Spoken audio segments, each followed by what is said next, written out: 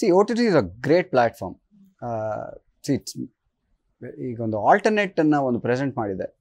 ಒಂದು ಟೆಲಿವಿಷನ್ ಇರ್ತಾ ಇತ್ತು, ಒಂದು ಸಿನಿಮಾ ಇರ್ತಾ ಇತ್ತು. ಅವೆರಡರ ಮಧ್ಯೆ ಒಂದು ಬ್ರಿಡ್ಜ್ ಆಗೋ ರೀತಿಯೂ ಇಲ್ಲ. ಒಂದು it's a stand out platform by itself. And ಈಗಿನ ಪ್ರಸ್ತುತಕ್ಕೆ, ಹಿಂದಿನ 10 ವರ್ಷದಲ್ಲಿ ಆಗಿರೋ mobile revolution, on the go entertainment ರೆವಲ್ಯೂಷನ್ಗೆ ಹೇಳಿ ಮಾಡಿಸಿದಂಥ platform. So you don't have to go to a theater.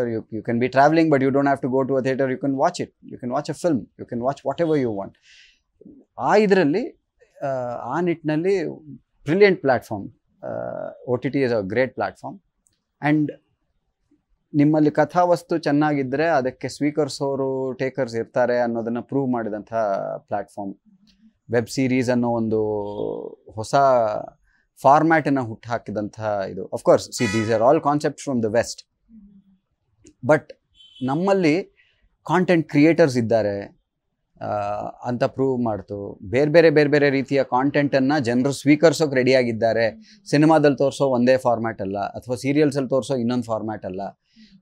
ಬೇರೆ ಫಾರ್ಮ್ಯಾಟ್ಗಳನ್ನು ಒಂದು ಪ್ಲ್ಯಾಟ್ಫಾರ್ಮ್ನಲ್ಲಿ ಕೊಡಬಹುದು ಅಂತ ತೋರಿಸಿದಂಥ ಪ್ಲ್ಯಾಟ್ಫಾರ್ಮ್ ಇದು.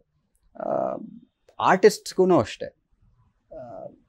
ಎಷ್ಟೋ ಜನ ಆರ್ಟಿಸ್ಟ್ಸ್ ಸಿನಿಮಾದಲ್ಲಿ ಸಲ್ಲದೇ ಇದ್ದವರು ವೆಬ್ ಸೀರೀಸ್ನಲ್ಲಿ ಸೂಪರ್ ಸ್ಟಾರ್ಸ್ ಆಗಿದ್ದಾರೆ.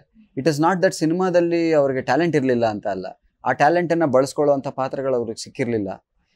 ಇದರಲ್ಲಿ ಸಿಕ್ಕಿದೆ, ಸೀರುಂಡೆ ಮಾಡ್ಕೊಂಡಿದ್ದಾರೆ.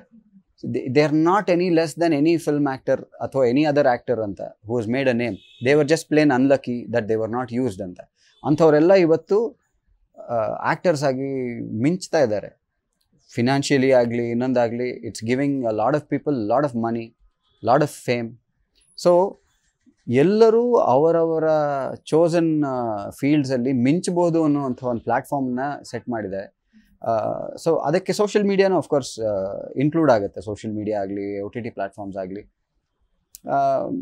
You don't need to be a film ಗೈ.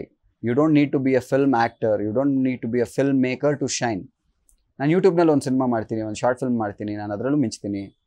ನಾನು OTTನಲ್ಲಿ ಒಂದು ವೆಬ್ ಸೀರೀಸ್ ಮಾಡ್ತೀನಿ, ಅದರಲ್ಲಿ ಮಿಂಚ್ತೀನಿ.